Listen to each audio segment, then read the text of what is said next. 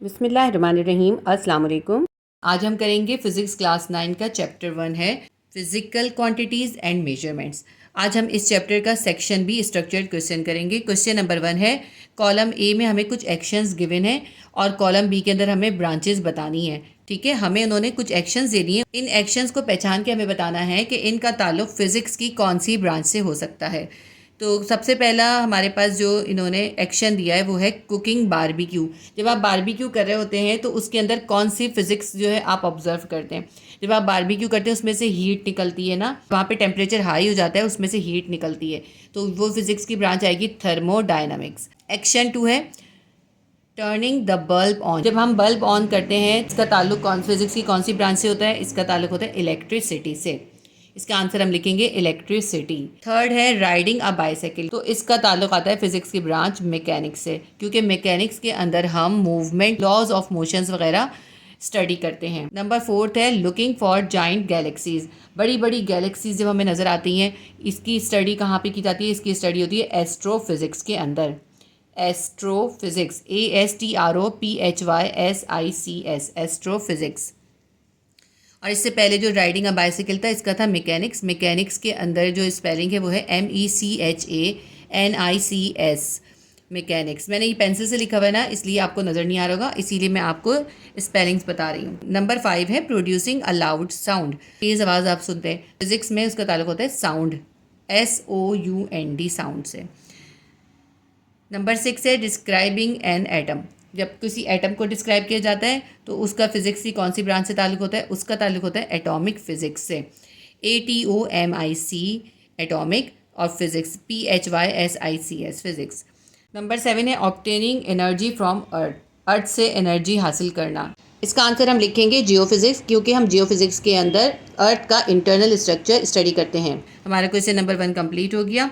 इसके बाद question number 2 देखते हैं। क्वेश्चन नंबर 2 के अंदर 3 कॉलम्स हैं। नंबर 1 कॉलम है फिजिकल क्वांटिटीज़ का, नंबर 2 कॉलम है SI यूनिट्स, और नंबर 3 कॉलम है टाइप। देखिए इसके अंदर फर्स्ट कॉलम में हमें क्या बताना है, फिजिकल क्वांटिटी का नाम बताना है। उसके सेकंड कॉलम में उस फिजिकल क्वांटिटी का जो SI यूनिट है हमें वो बताना है। थर्ड कॉलम में हमें टाइप बतानी है कि ये जो SI यूनिट है ये फंडामेंटल है या ड्राइव है। फंडामेंटल यूनिट और ड्राइव यूनिट जो है इस चैप्टर को जब मैंने समझाया है तो उसके अंदर आपको बहुत अच्छे से डिस्क्राइब किया है।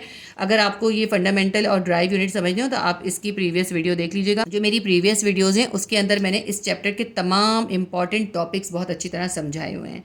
सिर्फ ये जो है स्ट्रक्चर्ड क्वेश्चन की एक्सरसाइज मैंने नहीं कराई हुई थी, इसलिए मैं आपको ये एक्सरसाइज करवा रही हूँ। तो अब देखें, ये आपको इसके अंदर वीडियो के अंदर हो सकता है क्लियर दिखाई ना दे रहा हो, तो आप अपनी बुक खोल के बैठें। सबसे पहली अगर हम देखते हैं, इसके अंदर जो हमें फिजिकल क्वांटिटी दी है वो दी है एम्पेयर, और हमें SI यूनिट और टाइप बतानी है। अब इंटरेस्टिंग बात यह है कि एम्पेयर जो है वो तो खुद एक SI यूनिट है, एम्पेयर फिजिकल क्वांटिटी नहीं है। एम्पेयर जो है वो SI यूनिट है, तो SI यूनिट में हम लिखेंगे एम्पेयर, और एम्पेयर का जो सिंबल है वो क्या होती है, A होती है। हम A से इसको जाहिर करते हैं। और एम्पेयर जो है वो करंट या इलेक्ट्रिसिटी का SI यूनिट है, तो यहाँ हम एम्पेयर नहीं लिखेंगे, यहाँ हम लिखेंगे करंट। करंट भी लिख सकते हैं और इलेक्ट्रिसिटी भी लिख सकते हैं। करंट का SI यूनिट है एम्पेयर, और एम्पेयर जो है वो फंडामेंटल या बेस यूनिट है, तो हम यहाँ लिखेंगे बेस। नंबर 2 में हमें फिजिकल क्वांटिटी की जगह इन्होंने स्पेस दिया है, और SI यूनिट हमें बता दिया कि जो फिजिकल क्वांटिटी हमें यहाँ लिखनी है उसका SI यूनिट है M3, और हमें उसकी SI यूनिट की टाइप भी बतानी है।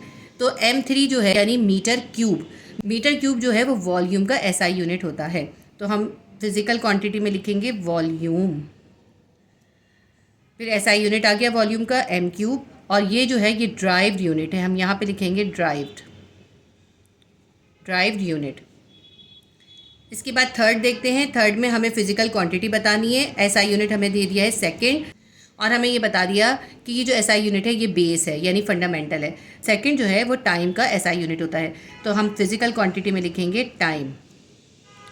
तो ये तीनों फेल हो गए। इसके बाद फोर्थ देखते हैं टेम्परेचर। हमें फिजिकल क्वांटिटी दे दी है टेम्परेचर, अब हमें टेम्परेचर का SI यूनिट बताना है। टेम्परेचर का SI यूनिट होता है केल्विन, KELVIN, केल्विन, और ये जो है ये भी एक बेस यूनिट है। फिफ्थ पे हमें फिजिकल क्वांटिटी बतानी है और SI यूनिट दे दिया न्यूटन, और हमें इसकी SI यूनिट की टाइप भी बतानी है। न्यूटन जो है वो फोर्स का SI यूनिट है, और ये जो है ड्राइव्ड यूनिट है, तो हम यहाँ पे लिखेंगे फिजिकल क्वांटिटी में लिखेंगे फोर्स, SI यूनिट न्यूटन है, और ये ड्राइव्ड यूनिट है DERIVED, ड्राइव्ड यूनिट। 6 में गिवन है हमें डेंसिटी। डेंसिटी का एसआई यूनिट भी गिवन कर दिया, किलोग्राम पर मीटर क्यूब, और हमसे सिर्फ पूछा है कि इसकी टाइप बताइए। तो डेंसिटी का जो एसआई यूनिट है ना, ये ड्राइव्ड यूनिट है, हम यहाँ लिखेंगे ड्राइव, DERIVED, ड्राइव्ड यूनिट। 7वें नंबर पे हमें दिया हुआ है एक्सेलरेशन। एक्सेलरेशन का एसआई यूनिट भी बताना है और इसकी हमें टाइप भी बतानी है। एक्सेलरेशन का एसआई यूनिट होता है मीटर पर सेकेंड स्क्वायर। इसको हम दो तरह लिख सकते हैं, एक हम लिखते हैं एम पर के लिए हम ये स्लैश का साइन डालते हैं और एस पे स्क्वायर डाल देते हैं, एक तो ये तरीका होता है, और दूसरा होता है MS-2 लिख देते हैं। इस तरह भी लिख सकते हैं इसको, इस तरह भी लिख सकते हैं। और ये जो है ये भी ड्राइव्ड यूनिट है, इसके जगह भी हम ड्राइव लिख देंगे। तो हमारा क्वेश्चन नंबर 2 कंप्लीट हो गया। इसके बाद है question number 3, convert the following values. ये हमें कुछ जो है इन्होंने वैल्यूज़ दी हैं, इन सब की यूनिट्स डिफरेंट है और इनको हमें एक यूनिट से दूसरे यूनिट के अंदर कन्वर्ट करना है। ये थोड़ा सा जो है ना डिस्क्राइब करना पड़ेगा, ये मैं आपको कॉपी में करके बता रही हूँ, फिर आंसर आपको इसके अंदर मैं फिल करवा दूंगी। चैप्टर 1 का सेक्शन बी का क्वेश्चन नंबर 3 करते हैं। सबसे पहली जो हमें वैल्यू गिवन है वो है 230 centimetre will be equals to dash metre. इन्होंने कहा है 230 सेंटीमीटर को अगर हम मीटर में कन्वर्ट करें तो क्या आएगा, ठीक है। तो सबसे पहले तो हम इसका बेसिक लिखेंगे कि 1 मीटर के अंदर कितने सेंटीमीटर होते हैं। 1 मीटर के अंदर होते हैं 100 सेंटीमीटर, तो हम लिखेंगे 100 centimetre is equals to 1 metre.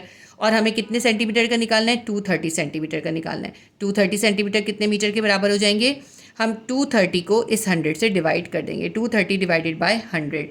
अब आप ये सोचेंगे कि इसके अंदर हम मल्टीप्लाई करने के बजाय डिवाइड क्यों कर रहे हैं। इसकी बहुत सिंपल सा तरीका है, वो बहुत इजी तरीका है, आप उसको समझ लेंगे तो आपको इंशाल्लाह कभी मुश्किल नहीं होगी।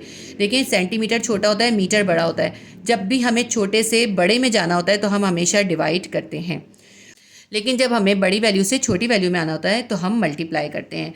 जैसे मीटर जो है बड़ी वैल्यू है, अगर हमें मीटर में कोई चीज़ गिवन है उसको हमें सेंटीमीटर में कन्वर्ट करना है, यानी छोटी वैल्यू में आना है, तो हम उसको फिर मल्टीप्लाई करेंगे। लेकिन इसके अंदर हमें सेंटीमीटर गिवन है और मीटर में आना था, तो इसलिए हम इसको 100 से डिवाइड कर देंगे, क्योंकि 1 मीटर में 100 सेंटीमीटर होते हैं। 230 को 100 से डिवाइड करें, कैलकुलेटर से आप डिवाइड करें, हमारे पास आंसर आएगा 2.3। तो इसका लिखेंगे 2.3 मीटर। यानी अगर हमारे पास 230 यानी 230 सेंटीमीटर होंगे, उसको मीटर में कन्वर्ट करेंगे, वो बन जाएंगे 2.3 मीटर। ए का आंसर आएगा हमारे पास 2.3 मीटर। बी देखते हैं, बी में हमारे पास है 250 grams will be equals to dash kilogram.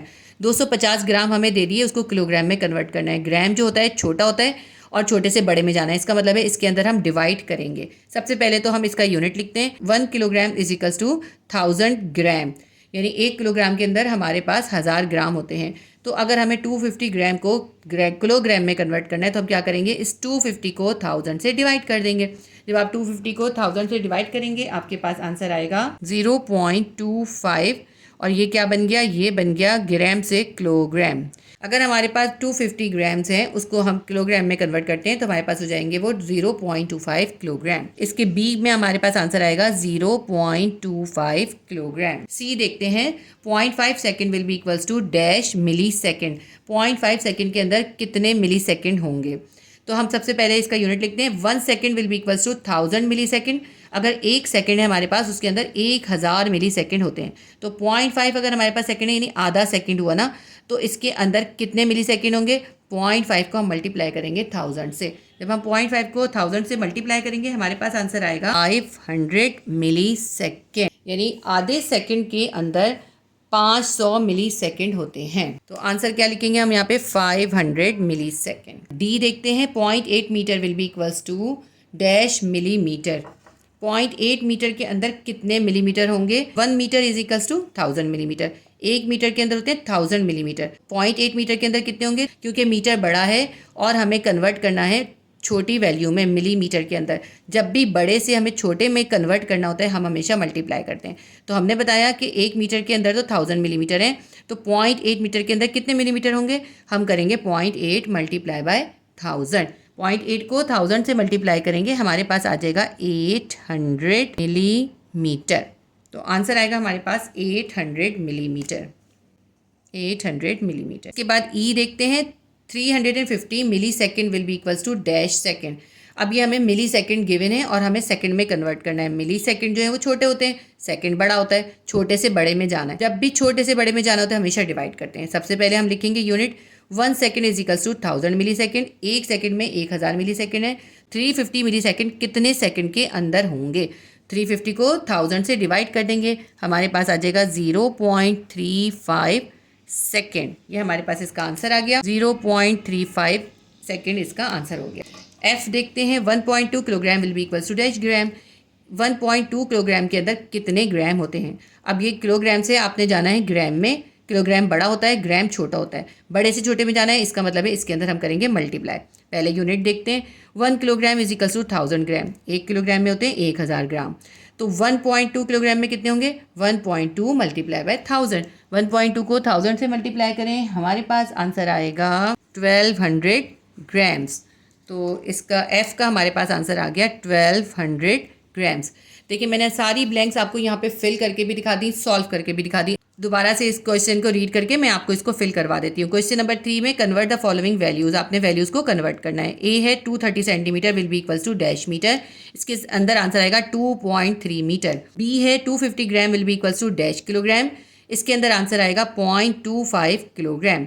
C है 0.5 second will be equals to dash millisecond, इसके अंदर आंसर आएगा 500 मिली सेकेंड। डी है हमारे पास है 0.8 metre will be equals to dash millimetre, इसके अंदर आंसर आएगा 0.8 metre is equals to 800 millimetre. E है 350 millisecond will be equals to dash second, इसके अंदर आंसर आएगा 0.35 सेकेंड। एफ है 1.2 kilogram is equals to dash grams. 1.2 kilogram में कितने ग्राम्स होते हैं, 1.2 kilograms is equals to 1200 gram. Section B structure question का क्वेश्चन नंबर 3 कंप्लीट हो गया। सेक्शन बी का क्वेश्चन नंबर 4 करेंगे। An engineer measures the width of an aluminium sheet using vernier calliper as shown in figure 1.29। ये हमें figure दी है 1.29, इसके अंदर कहते हैं ये वर्नियर कैलिपर है, उसके अंदर एक एल्युमिनियम शीट की मेजरमेंट जो है निकाली गई है। इसमें हमसे 2 क्वेश्चन पूछे। क्वेश्चन ए है what is the measurement of the width of the aluminium sheet, आपको एल्युमिनियम शीट की विड्थ बतानी है क्यों इस रीडिंग को पढ़ के। क्वेश्चन बी है which gives more precise measurement, vernier calliper, screw gauge और metre rule. Screw gauge, metre rule और वर्नियर कैलिपर, इन तीनों इंस्ट्रूमेंट्स में से कौन सा इंस्ट्रूमेंट जो है ज़्यादा प्रिसाइज मेजरमेंट देता है। तो सबसे पहले इसका पार्ट ए मैं आपको समझाती हूँ। इस फिगर को आपने बहुत गौर से देखना है। हो सकता है आपको वीडियो में ये फिगर सही तरह समझ में ना आए, तो आप अपनी बुक खोल के इस फिगर को समझ लीजिएगा। बहुत आसान तरीके से मैं आपको रीडिंग लेना सिखाऊंगी। आप जब रीडिंग लेना सीख लेंगे तो आपको प्रैक्टिकल में भी बहुत आसानी होगी। वर्नियर कैलिपर के अंदर 2 स्केल होते हैं। ये जो सीधा नज़र आ रहा है जिसके अंदर 2, 3, 4, 5 नज़र आ रहा है, ये है मेन स्केल। और इसके ऊपर ये जो एक इस तरह का स्ट्रक्चर है ये वाला, जिसमें 0 से लेकर 10 तक की रीडिंग है, ये हमारा होता है वर्नियर स्केल। ये जो वर्नियर स्केल है इसके अंदर देखिए 0 से लेकर 10 तक लाइंस है। 0 के बाद जो लाइन है वो है 1, उसके बाद है 2, 3, 4, 5 आ गया, फिर 6, 7, 8, 9, 10। तो 0 से 10 तक है वर्नियर स्केल। और मेन स्केल जो है हमें जो इस फिगर में दिख रहा है उसमें 2, 3, 4, 5 दिख रहा है। ठीक है, तो अब हम इसमें रीडिंग कैसे लेते हैं। वर्नियर स्केल से जब हम मेजरमेंट करते हैं तो हम 2 रीडिंग्स निकालते हैं। एक हम मेन स्केल की रीडिंग लेते हैं, एक वर्नियर स्केल की रीडिंग लेते हैं, फिर हम इन दोनों रीडिंग्स को ऐड कर देते हैं। अब मैं आपको बताती हूँ हम मेन स्केल की रीडिंग कैसे लेंगे। मेन स्केल की रीडिंग लेने का तरीका ये होता है कि वर्नियर स्केल का 0 मेन स्केल की रीडिंग में जहाँ भी कॉन्साइड कर रहा होता है उसको हम नोट डाउन कर लेते हैं। अब इस 0 को देखें आप, ये 0 जो है यहाँ इस जगह पे कॉन्साइड कर रहा है मेन स्केल की। यहाँ पे 3 है और यहाँ पे 4 है, तो 4 से एक नंबर पहले जो है कॉन्साइड हो रहा है 0। 3 और 4 के बीच में जो है 9 स्मॉल लाइंस हैं, तो ये जो है 9th लाइन से मैच कर रहा है। तो हम इसको पढ़ेंगे 3.1, 3.2, 3.3, 3.4, 3.5, 3.6, 3.7, 3.8, 3.9। तो ये 3.9 पे कंसाइड कर रहा है। मेन स्केल की रीडिंग हमारी क्या आ गई, हमारी मेन स्केल की रीडिंग आ गई 3.9। अब हम दूसरी रीडिंग लेंगे, वो लेंगे वर्नियर स्केल की रीडिंग। वर्नियर स्केल की रीडिंग हम ऐसे लेते हैं कि वर्नियर की ये जो 0 से 10 तक लाइंस है ना, स्मॉल लाइंस, ये मेन स्केल पर जहाँ पे बिल्कुल सीधी कॉन्साइड कर रही हूँ उसको हम नोट करते हैं। अब इसमें देखिए 0 जो है थोड़ा सा आगे पीछे है इस लाइन से, इसी तरह इसके 0 के बाद वाला जो है 1 है, और 1 जो है वो बिल्कुल सीधा कॉन्साइड कर रहा है 4 के साथ। इसके बाद हम देखते हैं जो सेकंड लाइन है यानी 2 है, जो 2 है वो भी थोड़ा सा आगे पीछे है, 3 भी आगे पीछे। वर्नियर स्केल की कोई भी लाइन मेन स्केल की लाइन से सीधा सीधा कंसाइड नहीं कर रही सिवाय 1 के, सिर्फ 1 कंसाइड कर रहा है। तो वर्नियर स्केल की रीडिंग हमारे पास क्या आएगी, 1 आएगी। तो इसके अंदर हमें +1 करना होगा। मैं अब आपको ये कॉपी में करके दिखाऊंगी कैसे करेंगे इसको हम। सबसे पहले हम लिखेंगे मेन स्केल की रीडिंग। हमारी मेन स्केल की रीडिंग कितनी आई है, मेन स्केल की रीडिंग आई है 3.9 सेंटीमीटर। इसके बाद वर्नियर स्केल की रीडिंग लिखते हैं, वो हमारे पास आई है 1 सेंटीमीटर। अब लीस्ट काउंट जो होता है वर्नियर स्केल का लीस्ट काउंट होता है 0.01, ये लिखेंगे हम। इसके बाद हम रीडिंग कैसे निकालते हैं, हम मेन स्केल की रीडिंग, MSR का मतलब है मेन स्केल रीडिंग, प्लस कर देते हैं उसके अंदर वर्नियर स्केल रीडिंग, और वर्नियर स्केल की रीडिंग को हम इस लीस्ट काउंट से पहले मल्टीप्लाई करते हैं। तो सबसे पहले इसके अंदर वैल्यू लिख लीजिए। मेन स्केल रीडिंग हमारी निकली है 3.9, वर्नियर स्केल रीडिंग निकली है हमारे पास 1 और लीस्ट काउंट है 0.01। 1 को हम 0.01 से मल्टीप्लाई करेंगे, हमारे पास आ जाएगा 0.01। 3.9 प्लस 0.01 करके देख लीजिए यहाँ पर, 3.9 प्लस 0.01, तो ये क्या हो जाएगा, 0 में 1 प्लस करेंगे 1, 9 में 0 9, 3 में 0 3, हमारे पास रीडिंग आ गई 3.91। तो हमारे पास जो रीडिंग निकली है वो निकली है 3.91 centimetre.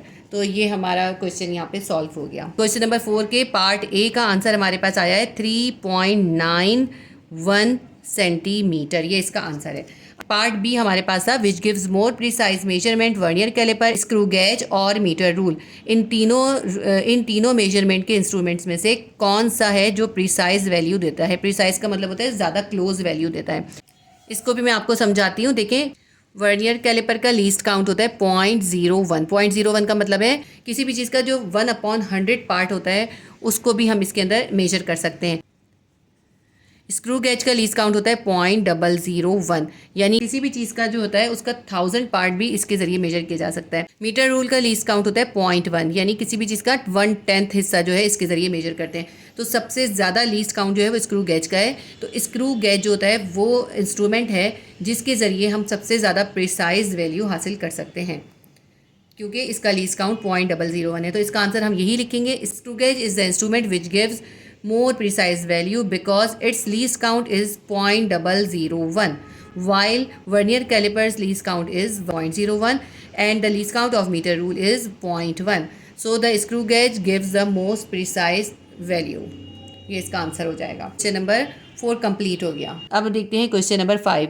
A pendulum swings as shown in figure 1.30 from x to y and back to x again. ये फिगर नंबर है 1.30। इसके अंदर ये एक पेंडुलम लटका हुआ है। पेंडुलम जो है मूव करता हुआ x से लेके y पे जाता है और फिर y से वापस आता है x की तरफ, ठीक है। तो इस तरह पेंडुलम क्या कर रहा है, ऑसिलेशंस कर रहा है। इसमें भी हमें 2 क्वेश्चन पूछे इस डायग्राम को देखते हुए। पहला क्वेश्चन है what would be the most accurate way of measuring time for one oscillation with the help of a stop watch.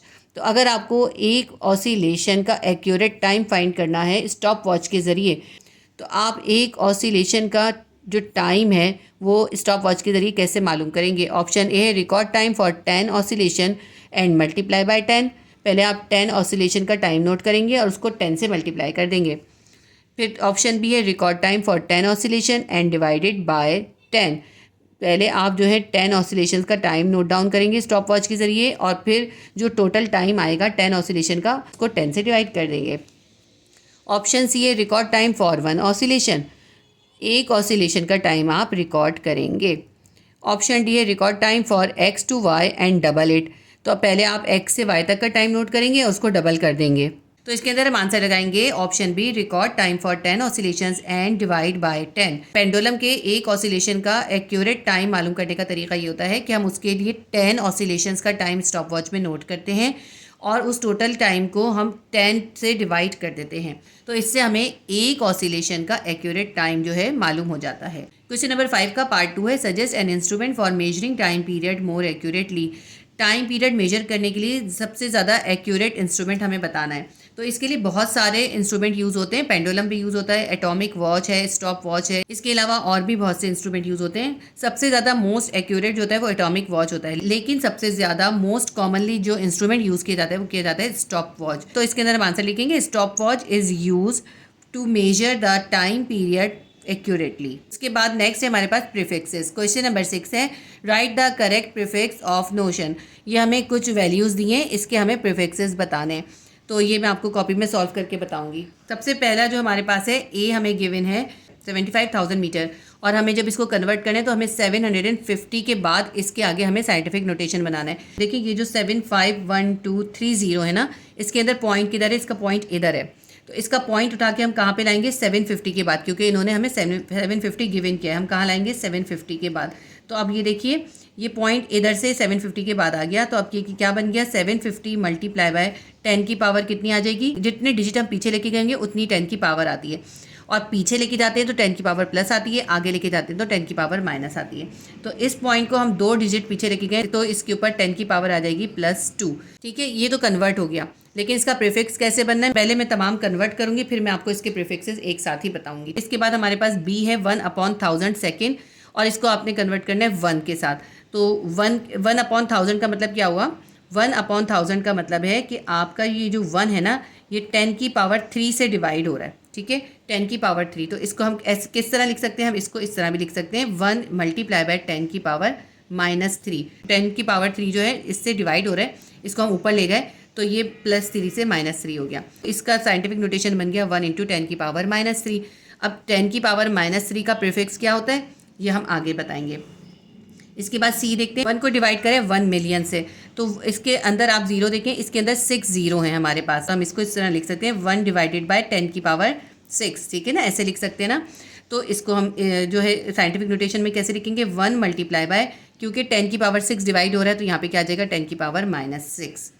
इसके बाद आगे देखते हैं हम, इसके बाद है 1 है, उसके साथ 9 जीरो हैं, और इसको भी हमने 1 के साथ ही कन्वर्ट करना है। 1 के साथ 9 जीरो का मतलब है 1 मल्टीप्लाई बाय 10 की पावर कितनी है 9, क्योंकि 9 जीरो है ना, तो हमने इसको साइंटिफिक नोटेशन में कन्वर्ट कर दिया। अब इसके बाद जो है असल हमें जो इसके प्रीफिक्सेस लिखने हैं ना, यहाँ पे हमें इसके प्रीफिक्सेस लिखने हैं।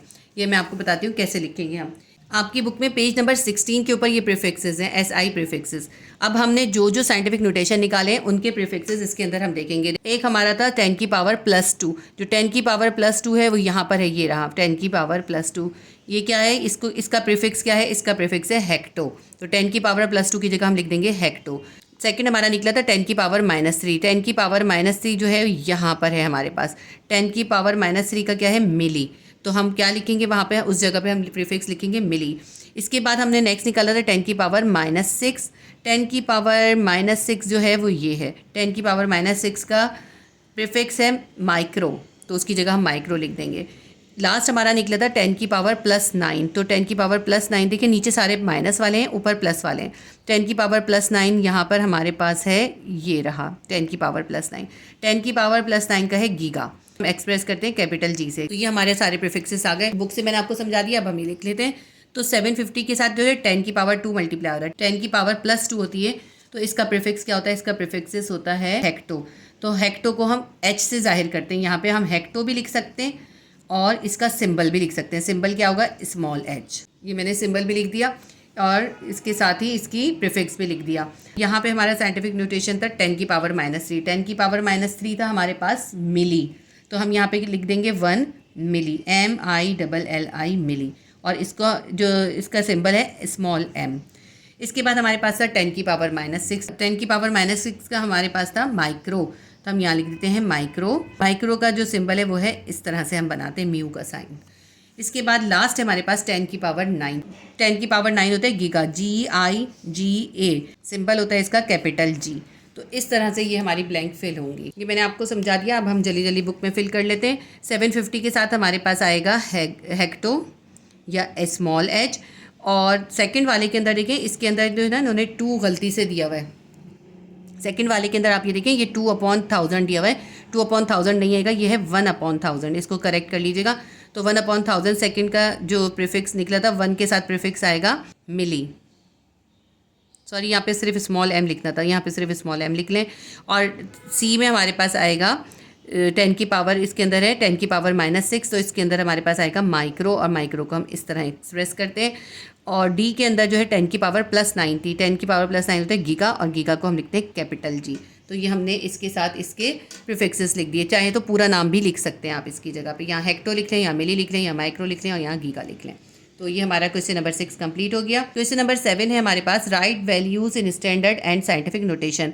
ये हमें कुछ वैल्यूज़ दिए, कोई साइंटिफिक नोटेशन में है तो उसको आपने स्टैंडर्ड में कन्वर्ट करना है, और जो स्टैंडर्ड में है उनको आपने साइंटिफिक में कन्वर्ट करना है।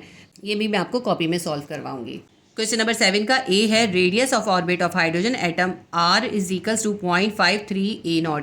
A0 एंगस्ट्रॉम के लिए यूज़ होता है, और A0 की वैल्यू होती है 10 की पावर -10। इसमें हमें कह रहे हैं कि हाइड्रोजन एटम का जो फर्स्ट ऑर्बिट है उसका रेडियस है 0.53 ए नॉट की वैल्यू क्या है 10 की पावर -10। तो इसका रेडियस को हम कैसे लिखेंगे, radius will be equals to 0.53 multiply by 10 की पावर -10। ये हमने ए नॉट की जगह 10 की पावर -10 उसकी वैल्यू सब्स्टिट्यूट कर दी है। तो हमारे पास अब रेडियस हो गया 0.53 इंटू 10 की पावर -10। अब आपने क्या करना है, देखिए 0.53 है, इसका जो पॉइंट है ये हम 5 से पहले है ना, इसको हम आगे 5 के बाद लेके जाएंगे, हम कर देंगे 5.3। हम कितना डिजिट आगे लेके गए, हम सिर्फ एक डिजिट आगे लेके गए, तो हम लिखेंगे 5.3 मल्टीप्लाई बाय 10 की पावर -1। तो हम जितने डिजिट आगे लेके जाते हैं वो ही 10 की पावर आती है, और जब हम आगे लेके जाते हैं तो 10 की पावर जो होती है माइनस में आती है, क्योंकि हम इसको सिर्फ एक डिजिट आगे लेके गए। पॉइंट जो है 5 से पहले था, 5 के बाद ले आए, तो 10 की पावर आएगी -1। और ये जो 10 की पावर -10 जो है ये जो है एस्ट्रॉम की पहले से है। अब इनको जो है 10 की पावर -1 और ये है 10 की पावर -10, इन दोनों को हम जो है ऐड कर देंगे, तो हमारे पास हो जाएगी 5.3 इंटू 10 की पावर -11। ये हमारे पास इसका आंसर बन गया। ए का आंसर हमारे पास आ गया 5.3 इंटू 10 की पावर -11। ये हमने कन्वर्ट कर दिया। हमें इन्होंने स्टैंडर्ड फॉर्म में दिया हुआ था, हमने इसको साइंटिफिक नोटेशन में कन्वर्ट कर लिया। बी देखते हैं, 1 light year is 26280000000000 m metre. तो ये जो है ना एक लाइट ईयर का डिस्टेंस, ये मीटर में जो होता है डिस्टेंस होता है, तो हमें बताया एक लाइट ईयर का जो डिस्टेंस है वो कितना है, ये पूरी इसकी वैल्यू है, और ये हमें इन्होंने स्टैंडर्ड फॉर्म में दिया, इसको हमें साइंटिफिक नोटेशन में कन्वर्ट करना है। तो बहुत सिंपल सा तरीका है, मैं यहाँ पे आपको करके दिखा देती हूँ। 2628 1 2 3 4 5 6 7 8 9, इसके अंदर 9 जीरो हैं। अब इसके अंदर आपको पॉइंट कहीं नज़र नहीं आ रहा है, इसका पॉइंट लास्ट में है। तो स्टैंडर्ड तरीका ये होता है, जो पहला डिजिट है उसके बाद ले आते हैं हम पॉइंट को, तो हम पॉइंट को उठाकर लाएंगे 2 के बाद, तो हमारे पास क्या बन जाएगा, ये हमारे पास ये बन जाएगा 2.628, ये बन गया 2.628। और अब हम जितने डिजिट पीछे लेके गए हैं उसको हम मल्टीप्लाई बाय 10 की पावर लिख देंगे। कितने डिजिट लेके गए, 1 2 3 4 5 6 7 8 9 10 11 12 डिजिट पीछे लेके गए। क्योंकि हम पीछे लेके गए इसलिए 10 की पावर जो आएगी प्लस में आएगी, तो हम लिखेंगे +12। ये इसका आंसर आ जाएगा 2.628 मल्टीप्लाई बाय 10 की पावर +12, इसका आंसर होगा। इसके बाद जो सी है वो है वैक्यूम प्रेशर 2.7 मल्टीप्लाई बाय 10 की पावर -4 टॉर। ये हमें एक वैक्यूम प्रेशर दिया है, टॉर जो है इसका यूनिट है। ये हमें साइंटिफिक नोटेशन में दिया, तो इसको हम स्टैंडर्ड फॉर्म में कन्वर्ट करेंगे। देखिए हमारे पास 2.7 इंटू 10 की पावर -4 है, तो हमें यहाँ पे चाहिए 10 की पावर +4 ताकि हमारा ये दोनों कैंसिल हो जाए। तो 2 के बाद पॉइंट है ना, हम ऐसा करेंगे, पॉइंट को पीछे ले जाएंगे। कैसे लेके जाएंगे पीछे, पहले 27 लिख लें, ठीक है, फिर हमने 0 लिखा, फिर एक और 0 लिखेंगे, फिर एक और 0 लिखेंगे, और उसके बाद हम पॉइंट डाल देंगे। देखिए 4 डिजिट पीछे चला गया, कैसे, देखिए यहाँ पे था ना, अब किधर आ गया, 4 डिजिट पीछे चला गया, 1 2 3 4। तो अब ये बन गया हमारे पास 0.00027, क्योंकि हम पॉइंट को पीछे लेके गए हैं, 4 डिजिट पीछे लेके गए हैं, तो कितना आएगा +4। अब ये जो 10 की पावर -4 है ये नीचे उतार लेते हैं, ठीक है। ये जो है ये तो इसका कन्वर्ट करने से आया ना 10 की पावर +4, ये जो 10 की पावर -4 है ये हम नीचे उतारेंगे।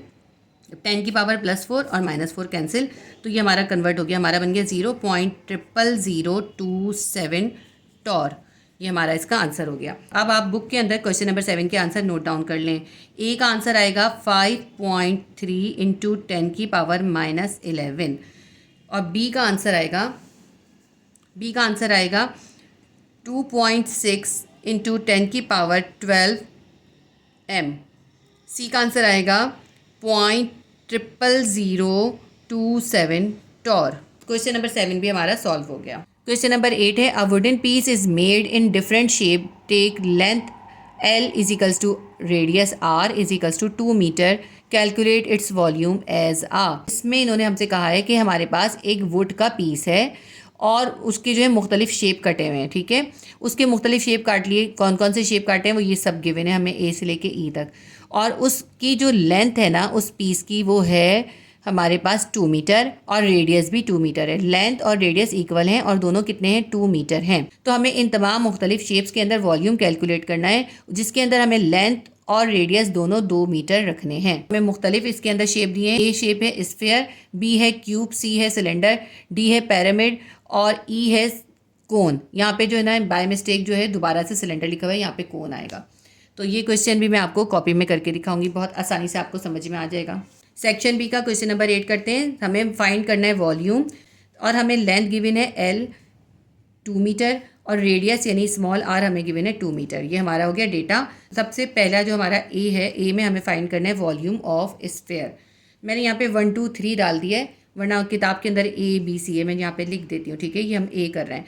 Volume of sphere, volume of sphere, sphere का मतलब होता है कोई भी सर्कुलर गोल चीज़। देखिए ये मैंने इसका शेप बना दिया, ये जो एक सर्कुलर शेप है इसका हमें वॉल्यूम फाइंड करना है। जब भी कोई स्फीयर होता है उसका वॉल्यूम फाइंड करने के लिए फॉर्मूला यूज़ करते हैं, volume of sphere V is equals to 4/3 pi multiply by R cube.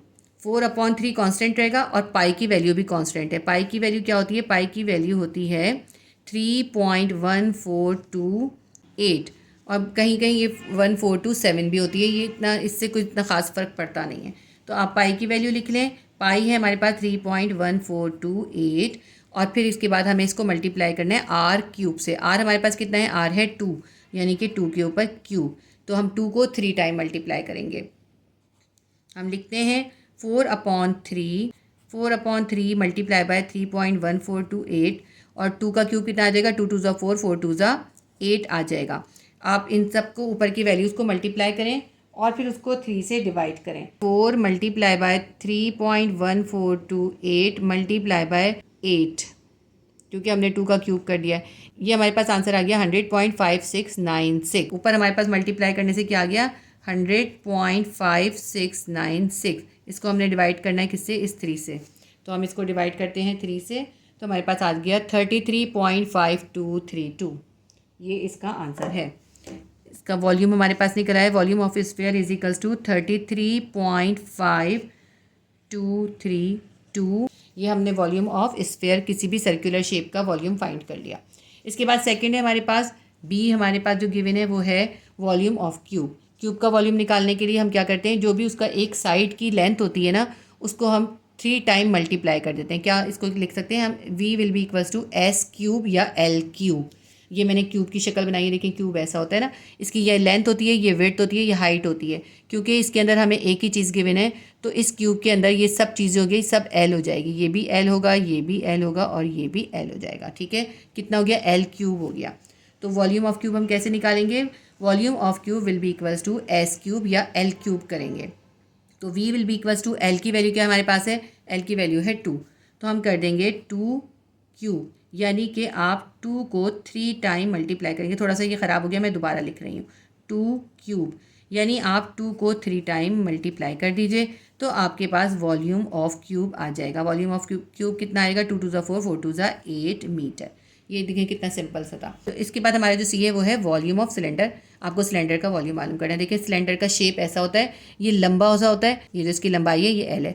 और देखिए इसके अंदर 2 सर्कुलर फेसेस होते हैं, एक यहाँ पे सर्कुलर होता है, एक यहाँ पे सर्कुलर होता है। जहाँ भी सर्कुलर चीज़ होती है उसके लिए हम लेते हैं पाई। क्योंकि इसके अंदर 2 सर्कल हैं इसलिए हम इसके रेडियस 2 होंगे, इसके रेडियस का स्क्वायर लेते हैं।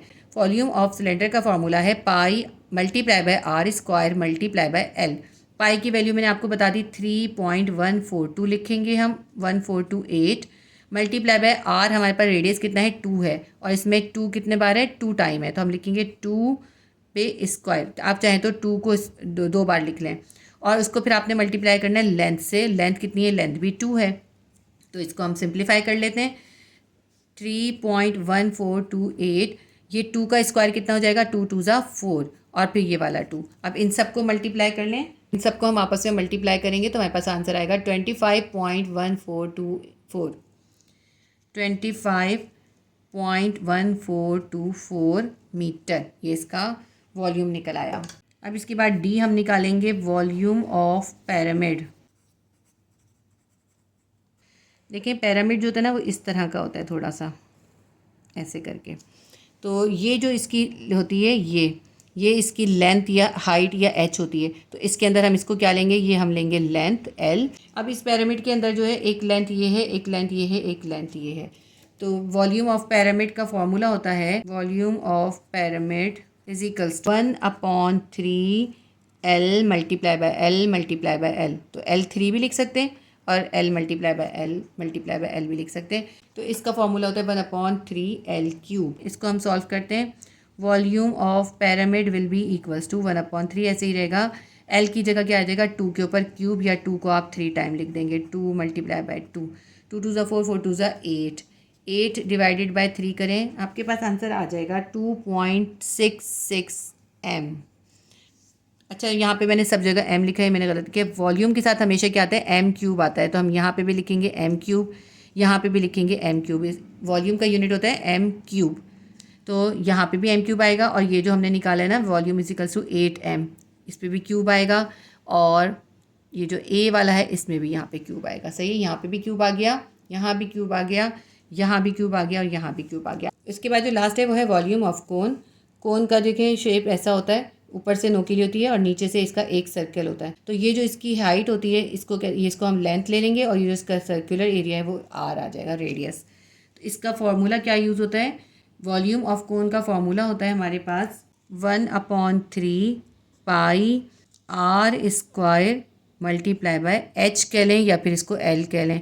यहाँ पे हम l लिखेंगे क्योंकि हमें l ही गिवन है। इसके बाद इसके अंदर सब्स्टिट्यूट कर लेते हैं। Volume will be equals to 1/3 multiply by, pi की वैल्यू क्या है 3.142, हमने इसकी जगह लिख दिया, और l और r का स्क्वायर है, r हमारे पास है 2, यानी 2 का स्क्वायर यानी 4 हो जाएगा, और l कितना है हमारे पास, इसको हमें l से मल्टीप्लाई करना है, l हमारे पास 2 है।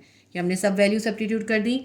1 को 3 से डिवाइड करें, हमारे पास आ जाएगा 0.33। अब इसको आप 3.1428 से मल्टीप्लाई करेंगे, और ये जो 2 है 2 का स्क्वायर है, 2 2 ज़ा क्या बन जाएगा 4 हो जाएगा, और ये वाला 2 आ गया लेंथ का, ये लेंथ का 2 आ गया, और ये 4 जो है ये रेडियस का है, रेडियस का स्क्वायर है। तो अब इन तमाम वैल्यूज़ को मल्टीप्लाई कर दें, हमारे पास आंसर आ जाएगा 8.3808 मीटर क्यूब। ये हमारे पास कोन का वॉल्यूम भी आ गया।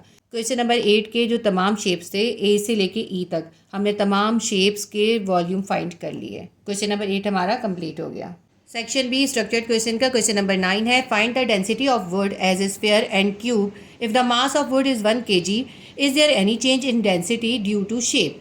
कहते हैं कि वुड के दो पीस हैं, एक स्फीयर शेप में और एक क्यूब शेप में है, तो उन दोनों ही पीसेस का मास जो है वो 1 kg है। तो ये पूछते हैं क्या इन दोनों पीसेस की डेंसिटी उनके शेप की वजह से चेंज हो जाएगी या सेम रहेगी। ठीक है, यानी अगर हमारे पास देखें एक ही मटेरियल है ना, वुड है, उसके दो शेप हैं, एक स्फीयर शेप है एक क्यूब शेप है, तो उन दोनों का मास भी सेम है, लेकिन इनका शेप डिफरेंट है। तो क्या शेप चेंज होने से उनकी डेंसिटी भी चेंज होगी, ये हमें इसमें आंसर करना है।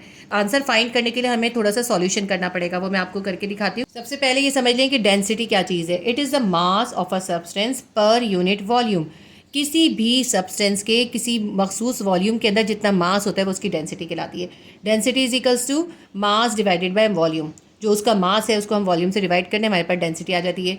मास का यूनिट किलोग्राम होता है, वॉल्यूम का m3 होता है, तो डेंसिटी का यूनिट क्या बन जाएगा, किलोग्राम पर मीटर क्यूब, यानी kgm-3। डेंसिटी को शो करते हैं हम रो से, rho will be equals to m divided by v, kilogram metre पर क्यूब। ठीक है, ये बन गई हमारी डेंसिटी। अब डेंसिटी आपको समझ में आ गई। अब हमें बताना ये है कि लकड़ी के दो हमारे पास मुख्तलिफ शेप के पीसेज हैं, दोनों का मास सेम है, शेप चेंज होने से उनकी डेंसिटी चेंज होगी या नहीं होगी। देखें, एक हम सबसे पहले हम डेंसिटी निकाल लेंगे स्फीयर की, फिर हम डेंसिटी निकाल लेंगे क्यूब की। हम इन दोनों शेप्स की डेंसिटी फाइंड करेंगे और हमें पता चल जाएगा कि इनका शेप चेंज होने से इनकी डेंसिटी चेंज हो रही है या नहीं हो रही। तो सबसे पहले हम निकालते हैं डेंसिटी ऑफ अ स्फीयर।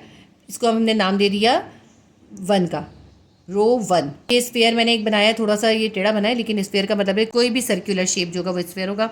तो सबसे पहले हम डेटा लिखते हैं। मास ऑफ स्फीयर कितना गिवन है, हमें 1 किलोग्राम गिवन है।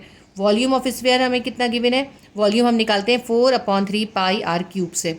और ये जो है अभी हमने इससे पहले वाले क्वेश्चन के अंदर हमने स्फीयर का वॉल्यूम निकाला था। कितना निकला था स्फीयर का वॉल्यूम, स्फीयर का वॉल्यूम निकला था 33.5232 मीटर क्यूब। तो अब हमें स्फीयर का वॉल्यूम तो मालूम है और मास भी मालूम है, तो हम डेंसिटी फाइंड कर लेते हैं। स्फीयर की डेंसिटी को हमने नाम दिया है डेंसिटी 1। तो हम लिखेंगे rho 1 will be equals to mass divided by volume. Mass हमें कितना गिवन है, मास हमें 1 kg गिवन है, यहाँ पे हमने 1 लिख लिया। और वॉल्यूम हमें स्फीयर का पता है वो कितना है 33.5232, वो हमने यहाँ लिख दिया। तो 1 को 33.5232 से हम डिवाइड करेंगे, हमारे पास आंसर आ जाएगा 0.00298 किलोग्राम पर मीटर क्यूब। ये हमारे पास स्फीयर की डेंसिटी आ गई, जिसको हमने डेंसिटी 1 का नाम दिया था। अब हम निकाल लेते हैं डेंसिटी ऑफ क्यूब, जिसको हम नाम दे रहे हैं डेंसिटी 2। तो मास ऑफ क्यूब हमें पता है, मास ऑफ क्यूब कितना है 1 kg है। वॉल्यूम ऑफ क्यूब हमें कैसे निकालते हैं, वॉल्यूम ऑफ क्यूब का फॉर्मूला होता है L3। हमने इससे पहले क्वेश्चन में क्यूब का वॉल्यूम भी निकाला था, कितना निकला था 8 मीटर क्यूब निकला था। अब हम इस क्यूब की डेंसिटी भी फाइंड कर सकते हैं, क्योंकि मास भी मालूम है, वॉल्यूम भी मालूम है। तो हम लिखेंगे density 2 will be equals to mass divided by volume, will be equals to mass की जगह लिखेंगे 1, वॉल्यूम की जगह लिखेंगे, तो 1 को हम 8 से डिवाइड करेंगे, हमारे पास आंसर आ जाएगा 0.125 किलोग्राम पर मीटर क्यूब। ये हमारे पास आ गई डेंसिटी 2 यानी क्यूब की डेंसिटी। अब आप कंपेयर करें, ये है स्फीयर की डेंसिटी और ये है क्यूब की डेंसिटी। स्फीयर की डेंसिटी है 0.0298 और क्यूब की डेंसिटी है 0.125। तो डेफिनेटली आपको सामने दिखाई दे रहा है कि क्यूब की जो डेंसिटी है वो ज़्यादा है। तो क्यूब की डेंसिटी ज़्यादा है, तो इससे पता चला हमें कि अगर एक ही मटेरियल के मुख्तलिफ शेप हों तो उनकी डेंसिटी डिफरेंट होती है। और यही हमारा क्वेश्चन था, इन्होंने हमसे क्वेश्चन में यही पूछा था कि एक लकड़ी के 2 मुख्तलिफ शेप के हमारे पास पीसेस हैं, तो क्या दोनों की डेंसिटी डिफरेंट होगी। तो इसको सॉल्व करके हमें पता चला कि एक ही मटेरियल के डिफरेंट शेप्स के अंदर डेंसिटी डिफरेंट होगी। तो ये जो हमारा क्वेश्चन था, इसके अंदर आपको ये डेंसिटी की डेफिनेशन लिखने की ज़रूरत नहीं है, ये तो मैंने आपको समझाने के लिए बताई है ताकि आपको पता हो कि डेंसिटी है क्या। आपको बस ये सॉल्यूशन दिखाना है, उसके बाद आपको इसका असल जो आंसर है वो लिखना है। अब मैं आपको बताती हूँ आपने इसका आंसर किस तरह लिखना है। इसका आंसर आप इस तरह से लिखेंगे, the density depends upon mass and volume. Density depend करती है मास और वॉल्यूम पे। Mass remains constant but volume is varying in different shape. Mass constant है मगर वॉल्यूम डिफरेंट शेप के अंदर वेरी कर रहा है, यानी चेंज हो रहा है। दस density will be differ in different shapes of same material. तो डेंसिटी भी डिफरेंट हो जाएगी किसी भी मटेरियल के डिफरेंट शेप्स के अंदर। यही आपको इसका आंसर लिखना है। मैं एक बार और रीड कर देती हूँ। The density depends upon mass and volume. Mass remains constant but volume is varying in different shapes. Thus, density will be differ in different shapes of same material. Section B का question number 9 हमारा complete हो गया। Question number 10 है, a measuring cylinder figure 1.31 is filled with 500 cc water. A stone of mass 20 grams is immersed into the cylinder such that water level rise up to 800 cc. Which statement is correct? तो सबसे पहले मैं आपको figure समझाती हूँ, फिर मैं आपको ये स्टेटमेंट्स पढ़ के बताऊंगी। अब फिगर 1.31 को देखें ध्यान से। ये एक मेजरिंग सिलेंडर है। मेजरिंग सिलेंडर के अंदर मार्किंग हुई होती है और इसे यूज़ करते हैं किसी भी लिक्विड को मेजर करने के लिए, किसी भी लिक्विड का वॉल्यूम फाइंड करने के लिए इसको यूज़ करते हैं। अब इस सिलेंडर के अंदर जो वाटर का लेवल देखें, यहाँ तक इसका वाटर का लेवल है, यहाँ तक ये वाटर फिल है। और इन्होंने बताया ये कितना है, ये है 500 cc। ये कितना है 500 cc। अब इसके अंदर जो है एक मास डाल दिया, ये मास है जो इसके अंदर डाल दिया इरेगुलर शेप का। ये मास जब इसके अंदर इन्होंने डाल दिया तो क्या हुआ, वाटर का लेवल राइज अप हो गया, ऊपर हो गया। वाटर का लेवल जो है वो यहाँ तक आ गया। कितना हो गया 800 cc हो गया। यहाँ पे 800 cc हो गया और इससे पहले कितना था, यहाँ पे था 500 cc। तो 500 cc से 800 cc हो गया। ये डायग्राम आपको समझ में आ गई। अब हम इसके स्टेटमेंट देख लेते हैं। स्टेटमेंट ए है, the difference between the reading gives the density of stone. ये जो इसकी रीडिंग का डिफरेंस आ रहा है वॉल्यूम का, कि यहाँ 500 cc था, यहाँ 800 cc हो गया। क्या हम इसका डिफरेंस निकाल के यानी 800 में से 500 को माइनस कर दें तो क्या इससे हमें डेंसिटी पता चल जाएगी? नहीं पता चलेगी ना डेंसिटी। ये जो फाइनल वॉल्यूम है 800 cc, जब हम इसमें से ये इनिशियल वॉल्यूम जो पहले वॉल्यूम था 500 cc उसको माइनस करेंगे तो इससे हमें वॉल्यूम का डिफरेंस पता चलेगा। इससे हमें डेंसिटी नहीं पता चलेगी। हम डेंसिटी कैसे निकालते हैं, पहले हम इसके वॉल्यूम का डिफरेंस निकालेंगे, फिर इस मास को हम उस वॉल्यूम से जो हमारा डिफरेंस निकलेगा ना उससे डिवाइड करेंगे तो डेंसिटी फाइंड होगी। तो ये पहला स्टेटमेंट तो गलत हो गया, क्योंकि पहले स्टेटमेंट में इन्होंने कहा था कि अगर हम ये जो इनके वॉल्यूम का डिफरेंस निकालेंगे उससे हमें डेंसिटी पता चल जाएगी। नहीं, उससे हमें डेंसिटी नहीं पता चलेगी। ऑप्शन बी है, the difference between the reading gives the volume of the stone. ये जो वॉल्यूम का डिफरेंस है इससे हमें क्या पता चलेगा, इससे हमें वॉल्यूम पता चलेगा स्टोन का, कि पत्थर का वॉल्यूम कितना है। थर्ड स्टेटमेंट है, the final reading gives the density of stone. 800 cc जो हमारी फाइनल रीडिंग आई है, ये इससे हमें डेंसिटी पता चलेगी स्टोन की। तो ये भी स्टेटमेंट बिल्कुल रॉन्ग है, क्योंकि इसकी रीज़न भी वही है कि डेंसिटी इस तरह नहीं फाइंड होती। डेंसिटी कैसे फाइंड करते हैं ये मैंने आपको स्टेटमेंट ए में पूरा क्लियरली डिस्क्राइब कर दिया है। ऑप्शन डी देखते हैं, the final reading gives the volume of stone. जो फाइनल रीडिंग है ये जो 800 cc आई है, इससे पता चलेगा कि उसका वॉल्यूम कितना है स्टोन का। तो ये भी रॉन्ग है, इससे स्टोन का वॉल्यूम नहीं पता चलेगा फाइनल रीडिंग से। हमें इसका जो वॉल्यूम पता चलेगा वो कैसे पता चलेगा स्टोन का, जब हम इस फाइनल रीडिंग में से इनिशियल रीडिंग को, ये जो फाइनल वॉल्यूम है इसमें से इनिशियल वॉल्यूम को माइनस कर देंगे, तो उससे हमें स्टोन का वॉल्यूम पता चलेगा कि ये स्टोन जो इसमें डाला गया है उसका वॉल्यूम कितना है। तो इसके अंदर हमारा स्टेटमेंट बी जो है वो करेक्ट है। स्टेटमेंट बी को हम मार्क करेंगे, the difference between the reading gives the volume of stone. ये जो रीडिंग का डिफरेंस है वॉल्यूम में, ये हमें बताएगा कि इस स्टोन का वॉल्यूम कितना है। तो ऑप्शन बी इसका आंसर आएगा। अब इसके बाद जो लास्ट क्वेश्चन है वो है significant figures. Question number 11, right significant numbers in the following values. ये आपको कुछ वैल्यूज़ दिए हैं, तो आपको बस ये बताना है कि इनके अंदर कितने नंबर जो है वो सिग्निफिकेंट हैं। आपकी बुक में पेज नंबर 20 के ऊपर सिग्निफिकेंट फिगर के कुछ रूल्स हैं, पहले आप उन रूल्स को पढ़ लें। 4 रूल्स हैं, तो फिर आपके लिए करना बहुत आसान होगा। सबसे पहला इसका रूल है, all non zeros are significant. जितने भी जीरो के अलावा नंबर होंगे 1 2 3 8 9 10 जितने भी होंगे वो सब जो है सिग्निफिकेंट होंगे। सेकेंड है, leading zeros are not significant. Significant number से यानी कि नॉन ज़ीरो से पहले जो ज़ीरो आएंगे वो नॉन सिग्निफिकेंट होंगे, वो सिग्निफिकेंट नहीं होंगे। जैसे इसकी एग्जांपल ये रही 34 से पहले ये जितने भी ज़ीरो है ना ये सब नॉन सिग्निफिकेंट। पॉइंट के बाद जितने ज़ीरो आएंगे नॉन ज़ीरो से पहले वो सब नॉट सिग्निफिकेंट होंगे। नंबर 3 है, trailing zeros are significant only if an explicit decimal point is present. देखिए कोई सिग्निफिकेंट नंबर है उसके साथ अगर 0 0 लगे हुए हैं तो वो सिग्निफिकेंट नहीं है, लेकिन अगर उसके बाद पॉइंट लग जाएगा तो ये सिग्निफिकेंट हो जाएंगे। जैसे 200 है ना, 200 में सिर्फ 2 सिग्निफिकेंट है, एक सिग्निफिकेंट नंबर है इसके अंदर, लेकिन अगर इसके बाद हम आखिर में पॉइंट लगा दें तो इसके अंदर ये तीनों जो है सिग्निफिकेंट हो जाएंगे। और अगर हम इसके पहले पॉइंट लगा दें इन दोनों जीरो से पहले तो तब भी 3 सिग्निफिकेंट हो जाएंगे। उसके बाद 4th है, trapped zeros are significant. Non zeros के दरमियान में जितने भी जीरो आ जाएंगे वो सब सिग्निफिकेंट होंगे। एग्जाम्पल देखते हैं, 0.00509 है, तो ये जो पॉइंट के बाद 2 जीरो हैं ये तो नॉन सिग्निफिकेंट होंगे, ये रूल हमने अभी इसके अंदर पढ़ा। लेकिन जो 5 और 9 के बीच में जो जीरो वो सिग्निफिकेंट होगा, तो इसके अंदर 3 सिग्निफिकेंट फिगर्स हो जाएंगी। अब आपने ये चारों रूल्स को ध्यान में रखना है, तो फिर आपका जो हमने क्वेश्चन सॉल्व करना है वो बहुत आसानी से सॉल्व हो जाएगा। क्वेश्चन नंबर 11 अब मैं आपको सॉल्व करके बताती हूँ। ए है 980 हैज़ डैश सिग्निफिकेंट नंबर्स। 980 के अंदर कितने सिग्निफिकेंट है, अभी मैंने आपको बताया अगर पॉइंट नहीं है तो फिर इस जीरो की वैल्यू नहीं है। तो पहला रूल ये था, नॉन जीरो जो है, जीरो के अलावा जितने भी नंबर हैं वो सब सिग्निफिकेंट है। अब इसके अंदर देखिए 9 8 और 0 है, क्योंकि इसके अंदर कहीं पॉइंट नहीं है इसलिए इस जीरो की कोई वैल्यू नहीं है, ये सिग्निफिकेंट नहीं है। इसके अंदर सिर्फ 2 सिग्निफिकेंट नंबर हैं, एक है 9 और एक है 8, तो हम इसका आंसर लिखेंगे 2 सिग्निफिकेंट नंबर्स। बी देखते हैं, 91.60 हैज़ डैश सिग्निफिकेंट नंबर्स। अब इसको नोट करें, क्योंकि इसके अंदर आ गया पॉइंट, तो आपको बताया ना पॉइंट के बाद जो आपके पास जीरो होते हैं वो सिग्निफिकेंट होते हैं। तो इसके अंदर कितने हैं, ये तो नॉन ज़ीरो है, 916 तो नॉन ज़ीरो है, लेकिन ये ज़ीरो क्योंकि पॉइंट के बाद है इसलिए इसकी वैल्यू है, ये सिग्निफिकेंट है।